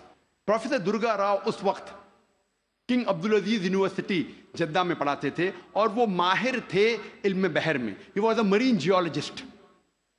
और तर्जुमा पेश किया और कहा, आपका इस कुरान की आयत पे क्या ख्यालात है। कुरान मजीद में लिखा है सूरह नूर में, सूरह नंबर 24 आयत नंबर 40 में, कि इनकार करने वालों के जहन की कैफियत ऐसी है जिस तरीके से समुंदर के गहराई में अंधेरे पर अंधेरा, मौज पर मौज, लहर पे लहर, उसके ऊपर बादल, जब इंसान अपने हाथ को आगे करता है वो देख नहीं सकता। अल्लाह जिसे रोशनी नहीं देता वो देख नहीं सकता। ये आयत का तर्जुमा सुनने के बाद प्रोफेसर दुर्गा राव ने कहा کہ یہ عام سمندر کا ذکر نہیں ہے، یہ ایک گہرے سمندر کا ذکر ہے۔ اور پہلے انسان یہ نہیں جانتا تھا کہ سمندر کی گہرائی میں اندھیرا تھا۔ سینکڑوں سال پہلے، 100-200 سال پہلے، جب سب مرین ایجاد ہوئی اور جب انسان سمندر کی گہرائی میں گیا، تب انہیں پتہ لگا اور تب محسوس ہوا کہ سمندر کی گہرائی میں اندھیرا ہے۔ عام انسان 20 میٹر سے زیادہ جب سمندر میں اندر جاتا ہے تو وہ تیر نہیں سکتا، اور 200 میٹر سے زیادہ اندر جائے گا بنا کوئی آلہ کے، بنا کوئی ایکوپمنٹ کے، تو وہ انسان مر جائے گا۔ آج سب مرین کے ذریعے ہم انڈر واٹر جا سکتے، ہمیں پتہ چلتا ہے کہ سمندر کی گہرائی میں اندھیرا ہے۔ پروفیسر درگا راؤ نے کہا اندھیرا 2 وجہ کے لیے ہے۔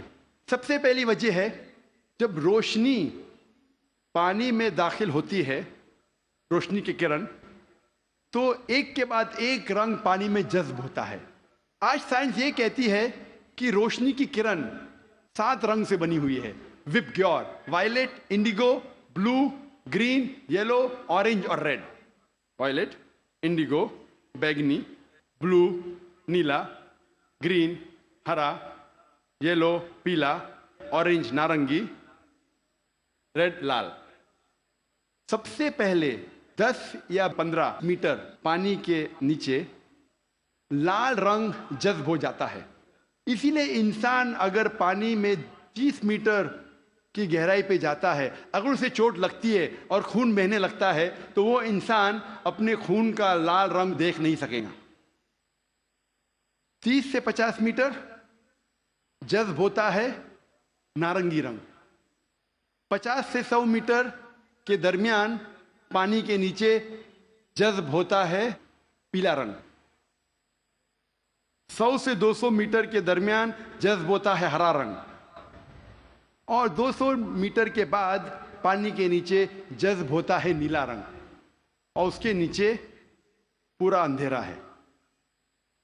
قرآن مجید میں لکھا ہے انکار کرنے والے کی ذہن کی کیفیت، انکار کرنے والے جو خدا کا انکار کرتے ہیں، جو خدا میں نہیں مانتے، اللہ سبحانہ وتعالیٰ میں نہیں مانتے، انکار کرنے والے کی ذہن کی کیفیت ایسی ہے جس طریقے سے گہرے سمندر میں اندھیرا پہ اندھیرا، لہر پہ لہر، اس کے اوپر بادل۔ دوسری وجہ اندھیرے کی ہے، پروفیسر درگا راؤ کہتے ہیں، وہ ہے بادل۔ جب سورج کی روشنی آتی ہے کئی بار بادل اس روشنی کو جذب کر لیتا ہے، اس لیے بادل کے نیچے ہم دیکھتے ہیں اندھیرا، اور جو روشنی بادل کے ذریعے جذب نہیں ہوتی اور جب سمندر میں جاتی ہے، کئی بار جو سمندر کے اوپر لہریں ہیں وہ لائٹ ریز کو ریفلیکٹ کرتی ہے، اور جو لائٹ ریز، جو روشنی کی کرن ریفلیکٹ نہیں ہوتی وہ سمندر میں داخل ہوتی ہے، اور جیسے میں نے کہا ایک رنگ کے بعد ایک رنگ جذب ہوتا ہے۔ قرآن مجید میں لکھا ہے انکار کرنے والے کی ذہن کی کیفیت ایسی ہے جس طریقے سے گہرے سمندر میں اندھیرے پہ اندھیرا، لہر پہ لہر۔ اس کی کیا معنی؟ لہر پہ لہر۔ ہم انسان جانتے تھے کہ سمندر کے اوپر لہر ہے، لیکن سن 1900 میں ہمیں پتہ لگا کہ سمندر کے نیچے بھی لہر ہے، اسے کہتے ہیں انٹرنل ویوز، اندرونی لہر، جو ڈفرینشیٹ کرتی ہے superficial part of the ocean کو deep part of the ocean سے۔ یہ اندرونی لہر تقسیم کرتی ہے سمندر کو اوپری سے اور اندرونی حصے میں۔ اوپری حصہ superficial part is lit up and warm, گرم ہوتا ہے اور اس میں روشنی ہوتی ہے۔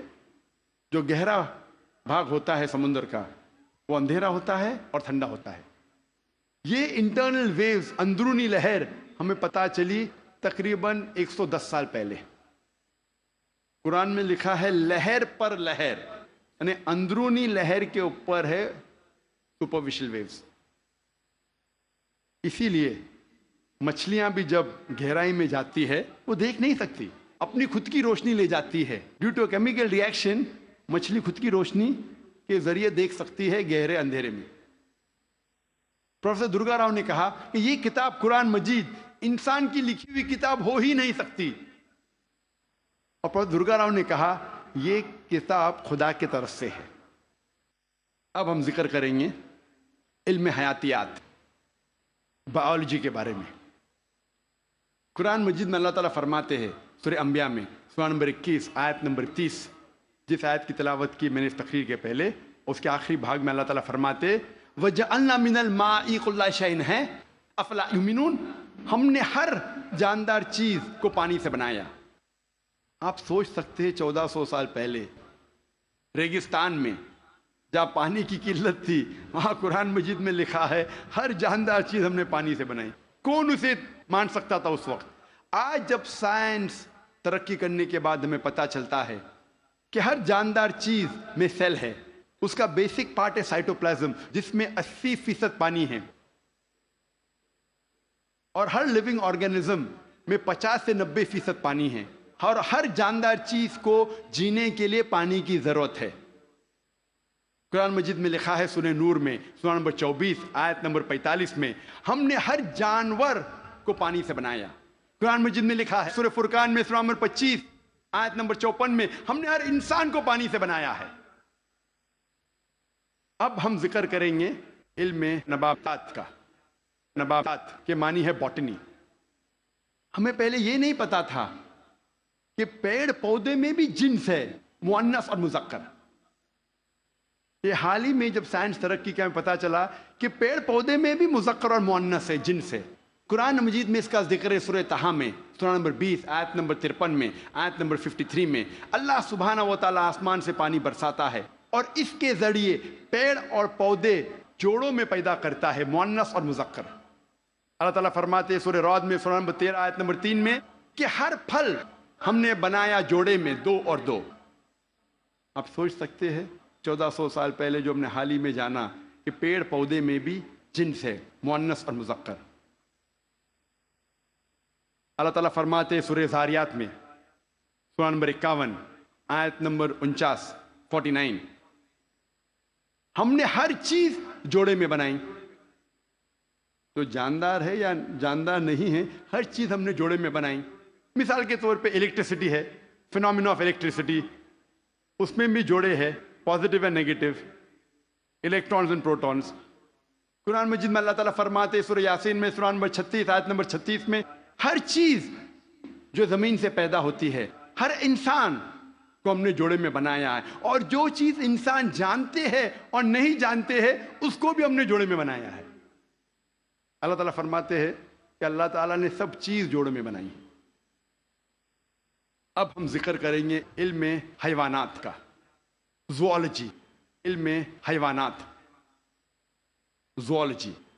اللہ تعالیٰ فرماتے ہیں قرآن مجید میں سورہ انعام میں سورہ نمبر 6 آیت نمبر 38 میں ہر جانور جو زمین پہ چلتا ہے، ہر پرندہ جو آسمان میں اڑتا ہے، ہم نے انہیں انسان جیسے گروہوں میں رہنا سکھایا ہے۔ We have made them to live in communities like the human beings, the animals and the birds۔ اور آج سائنس تسلیم کرتا ہے کہ جانور اور پرندے بھی انسان جیسے گروہوں میں رہتے ہیں، they live in communities۔ اللہ تعالیٰ فرماتے سورہ نحل میں سورہ نمبر 16 آیت نمبر 68 اور 69 میں، 68 اور 69 میں اللہ سبحانہ و تعالیٰ نے شہد کی مکھی کو سکھایا ہے کہ وہ اپنا چھتا بنائیں پیڑ میں، پہاڑ میں، انسان جہاں رہتے ہیں وہاں، اور مہارت کے ساتھ اپنا راستہ ڈھونڈے۔ اللہ تعالیٰ کیا کہنا چاہتا ہے جب کہتا ہے کہ ہم نے سکھایا شہد کی مکھی کو مہارت کے ساتھ اپنا راستہ ڈھونڈے؟ سن 1973 میں 1973 میں ایک مشہور سائنسداں جس کا نام تھا فون فریش، اس کو نوبل پرائز ملا ڈسکرائب کرنے کے لیے the behaviour of the bee and how they find the species path of the lord. اس کو نوبل پرائز ملا شہد کی مکھی کے بارے میں ریسرچ کرنے کے لیے۔ اور فون فریش کہتے ہیں کہ جب بھی کوئی مدھ مکھی، شہد کی مکھی ایک نیا باغیچہ ڈھونڈتی ہے اور ایک نیا پھول ڈھونڈتی ہے جس سے نیکٹر کو لیا جا سکتا ہے، وہ اپنے دوست سے جا کے کہتی ہے یہ نئے پھول کی دشا یہ اس نئے پھول تک کس طریقے سے پہنچنا اس کا نقشہ بتاتی ہے اپنے بدن کو ہلانے سے، جسے سائنس میں کہتے ہیں بی ڈانس، شہد کے مکھی کا ناچنا۔ اپنے بدن کو ہلانے کے ذریعے وہ بتاتی ہے کس طریقے سے اس نئے پھول کی طرف آپ پہنچ سکتے ہیں، اور یہ آج سائنس جانتا ہے due to high photographic methods. اور قرآن میں جو شہد کی مکھی جو کام کرتی ہے، جسے انگلش میں کہتے ہیں ورکر بی، اس کا جنس کہا گیا ہے کہ وہ ہے فیمنن، وہ مؤنث ہے۔ عربی میں کہا گیا فصل کی کلی، مطلب مؤنث۔ انسان پہلے سمجھتے تھے کہ وہ کام کرنے والی شہد کی مکھی ہے مذکر، میل ہے۔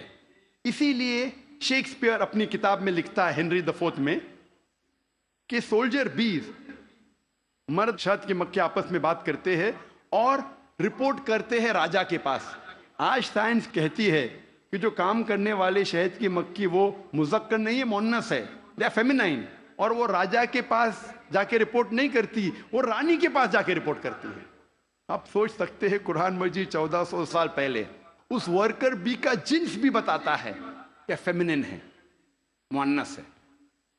اللہ تعالیٰ فرماتے سورہ عنکبوت میں سورہ نمبر 29 آیت نمبر 41 میں کہ جو لوگ اللہ کے علاوہ جس کو مددگار بناتے ہیں ان کی مثال ہے مکڑی جیسی، لائک اے اسپائڈر۔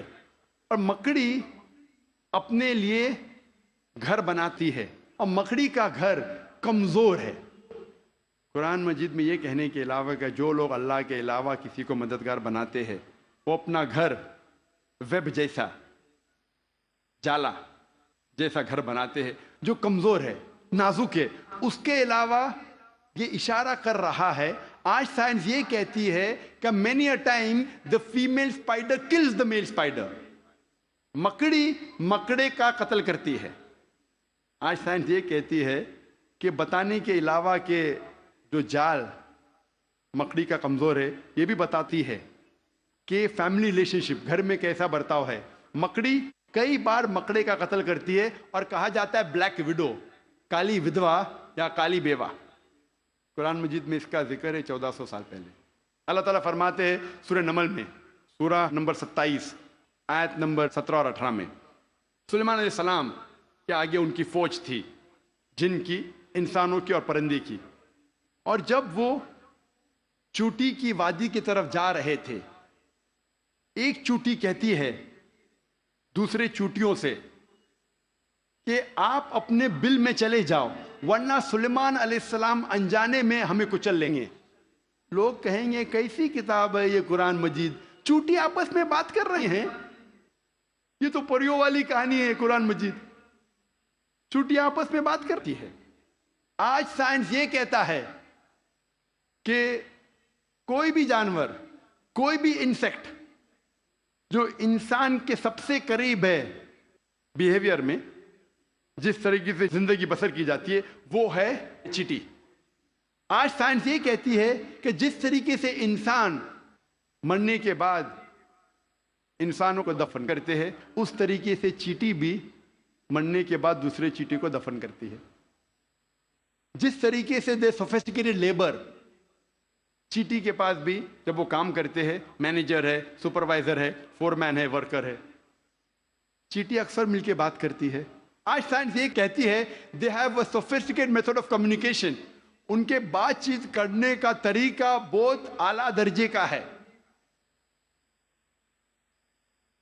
سائنس یہ کہتی ہے کہ چیٹی اکثر سامان کا لین دین کرتی ہے سوق میں، they have market places where they exchange goods. ہمارے وہاں سوق ہے نا، کیا کہتے ہیں، مارکیٹ،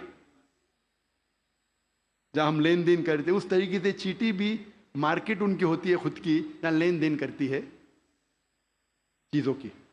آج سائنس یہ کہتی ہے جب چیٹی کوئی دانہ کو جمع کرتی ہے اور اس دانے میں بڈنگ ہوتا ہے تو چیٹی اس دانے کے بڈ کو کاٹتی ہے، جیسا وہ جانتی ہے کہ budding will cause rotting of the grains, budding کے وجہ سے وہ دانہ سڑ جائے گا۔ اور اگر وہ دانہ بھیگ جاتا ہے بارش میں، چیٹی اس دانے کو سورج کی روشنی میں لے آتی ہے سکھانے کے لیے، پھر واپس لے جاتی ہے۔ ہم اکثر دیکھتے ہیں چیٹیاں دانے کو لے کے جا رہی، کہاں لے کے جا رہی ہے؟ سکھانے کے لیے۔ پھر سے واپس لے جاتی ہے جمع کرنے کے لیے. جیسا وہ جانتی ہے کہ humidity will cause rotting of the grain, وہ جانتی ہے کہ پانی کے ذریعے یہ دانہ سڑ جائے گا, وہ لے کے آتی ہے سکھانے کے لیے سورج کی روشنی میں. قرآن مجید چیٹی کے بارے میں ذکر کرتا ہے 1400 سال پہلے. اب ہم ذکر کریں گے میڈیسن کے بارے میں, طب کے بارے میں.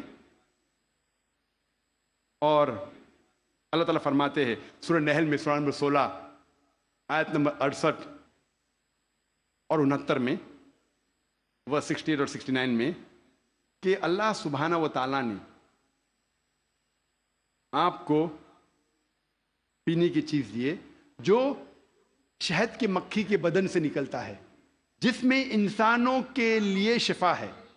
ہم پہلے یہ نہیں جانتے تھے کہ شہد کی مکھی کے بدن سے ملتا ہے شہد, وہ تو حال میں جاننے لگے ہم 200 سال پہلے 300 سال پہلے. اور لکھا ہے اس شہد میں انسانوں کے لیے شفا ہے. آج ہم جانتے ہیں that honey is rich in fructose and vitamin K. fructose اور وائٹامن کے میں رچ ہے. اور آپ یہ بھی جانتے ہیں کہ ہنی میں مائلڈ اینٹیسیپٹک پراپرٹی ہے. اسی لیے ورلڈ وار 2 میں روس کے سولجرز, رشین سولجرز جب زخم ہوتا تھا وہ زخم پہ لگاتے تھے شہد, اور شہد کے ذریعے زخم اچھا ہوتا تھا وداؤٹ لیونگ اینی اسکار ٹیشو. اور کیونکہ شہد میں ڈینسٹی ہے, گاڑھا ہے, اس کے وجہ سے بیکٹیریا اور فنگس اس زخم میں نہیں اگتا تھا. اور اگر کوئی آدمی کو الرجی ہے کوئی جھاڑ یا پودے سے, اس پودے اور جھاڑ سے بنا ہوا شہد اس انسان کو دیں گے تو وہ انسان کو اس الرجی سے ریزسٹنٹ ڈیولپ ہوگا. اب ہم ذکر کریں گے فزیولوجی کے بارے میں.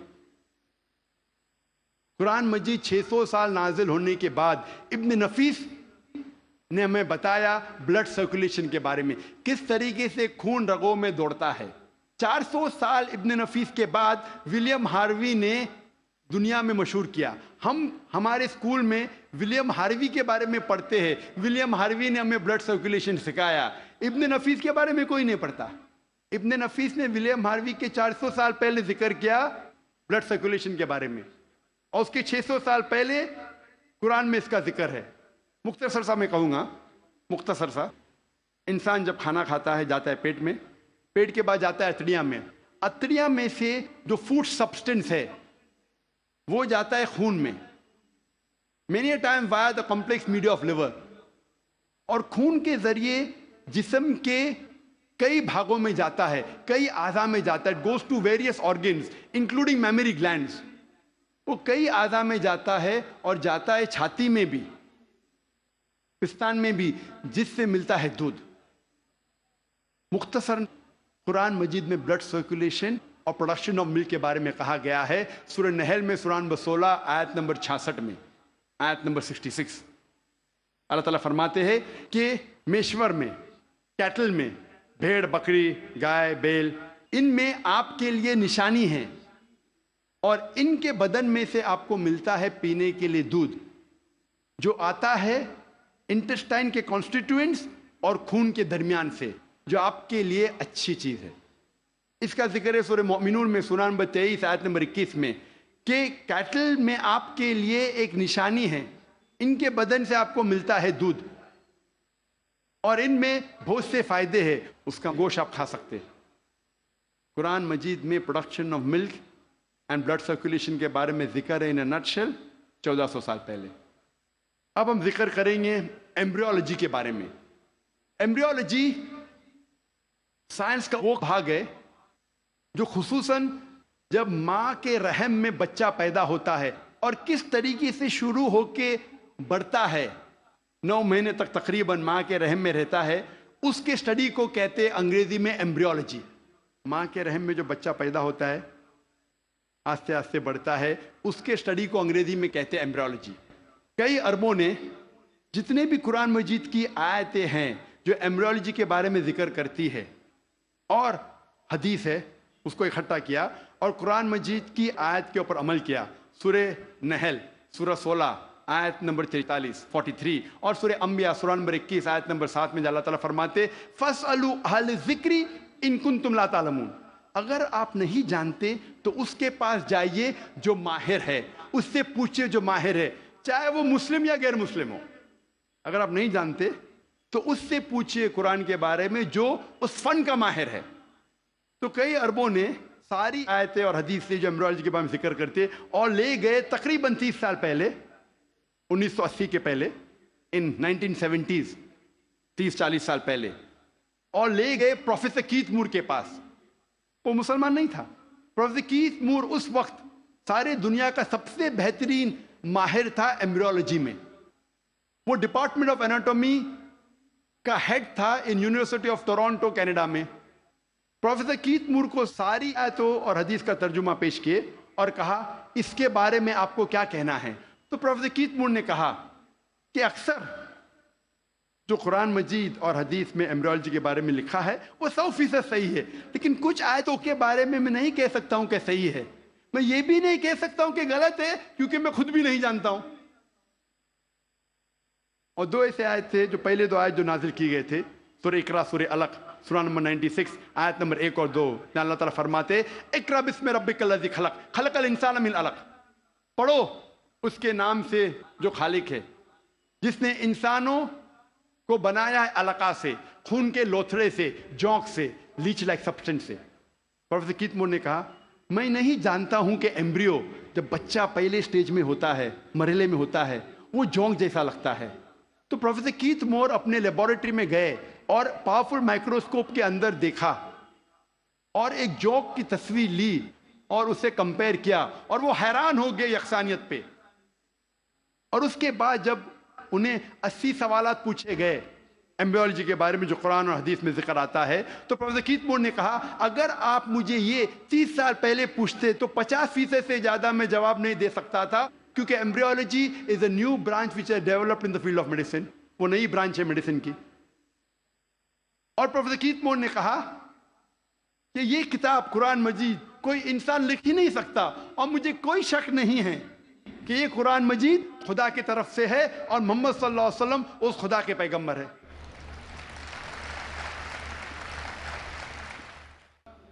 اللہ تعالیٰ فرماتے ہیں سورہ طارق میں، سورہ نمبر 86 میں، 86 آیت نمبر 5، 6، 7 میں، کہ انسان نہیں سوچتا وہ کس سے بنا، وہ ایک سیال قطرہ سے بنا جو گرا اس جگہ سے ریڑھ کی ہڈی اور پسلی کے بیچ۔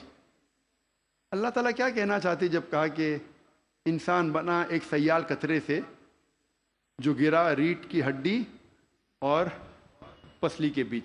آج سائنس ترقی کرنے کے بعد میں پتہ لگتا ہے کہ جو جنسی اعضا ہے، جینائٹل آرگنز ہیومن بینگز میں، وہ ایمبریونک ایج میں جب ماں کے رحم میں جب بچہ رہتا ہے وہ وجود میں آتا ہے اس جگہ جس جگہ گردہ ہے، جس جگہ کڈنی ہے، space between the spinal cord and the 11th and 12th rib، اس جگہ ریڑھ کی ہڈی اور 11ویں اور 12ویں پسلی کے بیچ۔ جنسی اعضا، ٹیسٹیکلز اور اووری وہاں سے وجود میں آتے ہیں۔ اس کے بعد وہ ڈسینڈ، وہ نیچے اترتے ہیں، عورت میں پیلوس تک، آدمی میں through the inguinal canal into the scrotum. لیکن نیچے آنے کے بعد یہ جنسی اعضا جب انسان بڑا بھی ہو جاتا ہے، ماں کے پیٹ کے باہر نکلتا ہے، پھر بھی نیچے اترنے کے باوجود ان کے خون کا سپلائی اور نرو سپلائی اسی جگہ سے آتا ہے جہاں گردہ موجود ہے، اور لمفیٹک ڈرینیج اسی جگہ جاتا ہے جہاں گردہ موجود ہے، ریڑھ کی ہڈی اور 11ویں اور 12ویں پسلی کے بیچ۔ قرآن مجید میں اللہ تعالیٰ فرماتے ہیں سورہ حج میں، سورہ نمبر 22 آیت نمبر 5، اور سورہ مومنون میں سورہ نمبر 23 آیت نمبر 13 میں، کہ ہم نے انسان کو نطفہ سے بنایا ہے۔ نطفہ کے معنی عربی میں ہے ایک چھوٹا سا سیال قطرہ، مائنیوٹ کوانٹٹی آف لکوڈ۔ جس طریقے سے آپ کپ کو خالی کرتے اور جو چھوٹا سا قطرہ سیال کا رہتا ہے، سیال قطرہ اسے کہتے ہیں نطفہ۔ اللہ تعالیٰ فرماتے ہیں سورہ سجدہ میں، سورہ نمبر 32 آیت نمبر 8 میں، ہم نے انسان کو بنایا ہے سلالہ سے۔ سلالہ کے معنی عربی میں ہے پورے حصے کا سب سے بہترین حصہ، سارے بھاگ کے سب سے بہترین بھاگ کو کہتے ہیں سلالہ۔ آج سائنس یہ کہتا ہے کہ 1 سمائنل ایمیشن میں 30 کروڑ سپرمز ہے۔ آدمی جب ایجیکولیٹ کرتا ہے عام طور پہ تقریباً 30 کروڑ سپرم ایجیکولیٹ کرتا ہے، اس میں سے صرف ایک ہی کافی ہے only one spermatozoa, ایک کافی ہے بیضے کو فرٹیلائز کرنے کے لیے، بوجھل کرنے کے لیے، ایک ہی کافی ہے. اس 30 کروڑ میں سے ایک کو قرآن کہتا ہے سلالہ، best part of the whole, سارے حصے کیا سب سے بہترین حصہ. اللہ تعالیٰ فرماتے ہیں سورہ انسان میں، سورہ نمبر 76 آیت نمبر 2 میں، ہم نے انسان کو تحفہ دیا ہے، صلاحیت دی ہے سننے کی اور دیکھنے کی. قرآن میں لکھا ہے سب سے پہلے آتی ہے انسان میں صلاحیت سننے کی. آج سائنس یہ کہتی ہے کہ 22ویں دن میں ماں کے پیٹ میں بچے کا کان اندرونی حصہ شروع ہوتا ہے اور 5ویں مہینے تک کمپلیٹ ہوتا ہے. 7ویں مہینے میں آنکھ کھلتی ہے. تو قرآن میں لکھا سب سے پہلے آتی ہے سننے کی صلاحیت، اس کے بعد دیکھنے کی. قرآن میں اس کا ذکر ہے سورہ سجدہ میں، سورہ نمبر 32 آیت نمبر 9 میں بھی. ہم نے انسان کو دی ہے صلاحیت سننے کی، سوچنے کی اور سمجھنے کی. قرآن مجید میں جب جینیٹکس کے بارے میں ہم پڑھتے ہیں، آج سائنس یہ کہتی ہے کہ جو انسان کا جنس ہے وہ آدمی کے سیال سپرم پہ ڈیپینڈ کرتا ہے، منی پہ ڈیپینڈ کرتا ہے. اور اگر 23rd پیئر آف کروموزوم، 23ویں جوڑی کروموزوم کی، اگر وہ XX ہے تو ہو جاتی ہے لڑکی، اگر XY ہے تو بن جاتا ہے لڑکا. اور منی ذمہ دار ہے یہ جاننے کے لیے کہ لڑکا ہے لڑکی ہے. منی کا اگر X حصہ لیتا ہے فرٹیلائزیشن میں تو بنتی ہے لڑکی، اگر Y حصہ لیتا ہے تو بنتا ہے لڑکا. یہ ہم حال ہی میں جانیے. قرآن مجید میں اس کا ذکر ہے 1400 سال پہلے سورہ نجم میں، سورہ نمبر 53 آیت نمبر 45-46 میں اللہ تعالیٰ فرماتے ہم نے انسان کو جوڑے میں بنایا ہے، میل اینڈ فیمیل، جنس میں مذکر اور مؤنث، ایک قطرے سے جو آدمی سے آتا ہے، عربی میں لکھا ہے تمنا. اس کا ذکر ہے سورہ قیامہ میں، سورہ نمبر 75، سورہ نمبر 75 آیت نمبر 37-39. اس میں اللہ تعالیٰ فرماتے ہم نے انسان کو بنایا ہے نطفتن من منی یمنا، ہم نے انسان کو بنایا ہے آدمی کے منی کے نطفے سے، سپرم، اور پھر بنا علقات سے مدغہ، اور ان کو جنس ڈالی، مرد اور عورت. قرآن میں لکھا ہے یہ سپرم منی رسپانسبل ہے for giving the sex to the child, male اور فیمیل. ہمارے دیش میں اکثر والدین چاہتے ہیں کہ لڑکا پیدا ہو. اگر لڑکی پیدا ہوتی ہے تو ساس کہیں گی بہو سے کہ تو نے لڑکی کو پیدا کیوں کی، لڑکی کو پیدا کیوں کی. لڑکی یا لڑکا ہونا اللہ سبحانہ تعالیٰ کے ہاتھ میں ہے. لیکن اگر کسی کو دوش دینا ہے تو سائنس اور قرآن کہتا ہے کہ لڑکی یا لڑکا ہونے کے لیے مرد کا سپرم منی از رسپانسبل، مرد کا منی ذمہ دار ہے. تو اگر ساس کو کسی کو دوش دینا ہے تو اپنے بیٹے کو دینا چاہے، بہو کو نہیں، کیونکہ سائنس اور قرآن کہتا ہے کہ سپرم از رسپانسبل. اللہ تعالیٰ فرماتے ہیں سورہ زمر میں، سورہ نمبر 39 میں آیت نمبر 6 میں کہ ہم نے انسان کو ماں کے رحم میں بنایا، مرحلے کے بعد دوسرے مرحلے میں stages after stages, in 3 veils of darkness, 3 اندھیرے پردوں میں. پروفیسر کیت مور نے کہا یہ 3 پردے اندھیرے کے معنی ہیں اینٹی ایبڈومنل وال، یوٹرائن وال، ایمنیو کوریونک ممبرین. اینٹی ایبڈومنل وال مطلب ماں کے آگے کی پیٹ کی دیوار، یوٹرائن وال مطلب رحم کی دیوار، اور ایمنیو کوریونک ممبرین. قرآن مجید میں ایمبریولوجیکل سٹیجز، کس طریقے سے بچہ آہستہ آہستہ بڑھتا ہے، ماں کے رحم میں پلتا ہے اور بڑا ہوتا ہے، اس کا تفصیل سے ذکر کیا گیا قرآن مجید میں کئی آیتوں میں. ایک سورہ کی 3 آیت پیش کروں گا، سورہ مؤمنون کی، سورہ نمبر 23 آیت نمبر 12 سے 14 میں اللہ تعالیٰ فرماتے ہیں کہ ہم نے انسان کو بنایا ہے کوئنٹیسنس آف کلے سے، انسان کو بنایا ہے طین کے سلالے سے، اور پھر اس کو بنایا نطفہ میں، نطفہ کو رکھا قرار مکین میں، پھر نطفے کو بنایا علقہ میں، علقہ سے تبدیل کیا مدغہ میں، مدغہ سے بنایا عظامہ، اور اس عظامہ پر ہم نے ڈالا لحم. اور اللہ سبحانہ وتعالیٰ نے اس کے بعد ایک نئی جاندار چیز بنائی. مختصر ہم اس کا ذکر کروں گا. اللہ تعالیٰ فرماتے ہم نے انسان کو طین کے سلالہ سے بنایا، نطفہ میں، نطفہ میں نے کہا مائنیوٹ کوانٹٹی آف لکوڈ، سیال قطرہ، اور اس کو ایک قرار مکین میں رکھا. محفوظ جگہ میں، قرار مکین، محفوظ جگہ. ہم جانتے ہیں سائنس کہتا ہے کہ ماں کے رحم میں جب بچہ ہے وہ پیچھے کے حصے سے ریڑھ کی ہڈی سے پروٹیکٹڈ ہے، محفوظ ہے، پوسٹیریئر مسل سے، اور آگے سے اینٹی ایبڈومینل وال اور یوٹرائن وال سے. ہم نے پھر بنایا علقہ میں. علقہ کے 3 معنی ہیں، ایک ہے جوک، دوسرا ہے خون کا لوتڑا، اور تیسرا ہے ٹو کلنگ، مطلب چپک کے لٹکنا. علقہ کے 3 معنی. ایک معنی کا ذکر میں کر چکا ہوں کہ جوک ہے، لیچ لائک سبسٹنس. وہ دکھنے کے علاوہ آج سائنس یہ کہتی ہے کہ ماں کے رحم میں بچہ جوک جیسا برتاؤ کرتا ہے، ماں کے ذریعے خون چوستا ہے تھرو دا پلیسنٹا. تو دکھنے کے علاوہ جوک جیسا برتاؤ بھی کرتا ہے. دوسرے معنی ہیں خون کا لوتڑا. آج سائنس یہ کہتی ہے کہ شروع میں بلڈ سرکولیشن شروع نہیں ہوتا ہے، رگوں میں خون بہنا شروع نہیں ہوتا ہے، تو دیکھنے میں اس سٹیج میں، اس مرحلے میں وہ دکھتا ہے خون کا لوتھڑا. تیسرے معنی ہے کہ چپک کے لٹکنا، something which clings. آج سائنس یہ کہتی ہے کہ ماں کے رحم میں بچہ چپک کے لٹکتا ہے ماں کے رحم کی دیوار کو. تو تینوں معنی الحمدللہ ثم الحمدللہ جو قرآن مجید میں علقہ کی ہے، تینوں معنی سائنٹیفکلی آج ثابت ہو چکی ہے. اس کے بعد علقہ سے بن جاتا ہے مدغہ. مدغہ کے معنی چبائی ہوئی چیز، چوڈ لائک لمپ.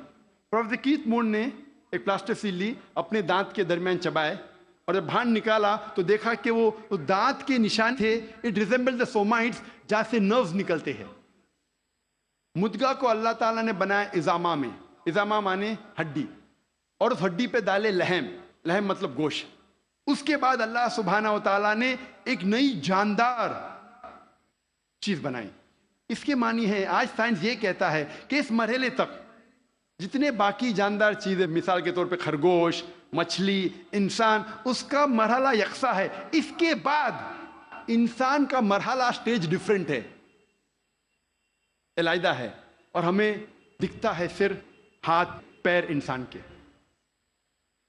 جب یہ ساری آیتوں کا ذکر پروفیسر کیتھ مور کے سامنے رکھا، پروفیسر کیتھ مور نے کہا، 80 سوالات جب انہیں پوچھے گئے تھے، انہوں نے کہا یہ سب تو مجھے سائنس نے اب بھی ترقی کیا معلوم پڑا، اور جو بھی نئی چیز انہیں ملی قرآن کے ذریعے، حدیث کے ذریعے، ان نے اپنی نئی کتاب میں داخل کیا، اور انہوں نے لکھا دا 3rd addition of the developing human. میں جب میڈیکل کالج میں تھا، ہمیں اگر اچھے مارکس ملنا چاہیے تو ہم ریفر کرتے تھے کتاب پروفیسر کیتھ مور کی، ڈیولپنگ ہیومن. اگر جسٹ پاس ہونے گئے تو ہم ریفر کرتے تھے اندر بیر سنگھ، جسٹ پاس ہونے گئے. ایمبریولوجی میں اگر ہم اچھے مارکس چاہتے ہم ریفر کرتے تھے کتاب پروفیسر کیتھ مور کی، ڈیولپنگ ہیومن. جب میں میڈیکل کالج میں تھا اس وقت مجھے کتاب نہیں ملی. دا 3rd ایڈیشن، ان نے نئی چیز جو ملی قرآن اور حدیث کے ذریعے، ان نے اپنی کتاب میں داخل کی، جس کے لیے انہیں ایوارڈ ملا تھا best medical book written by single author in that year.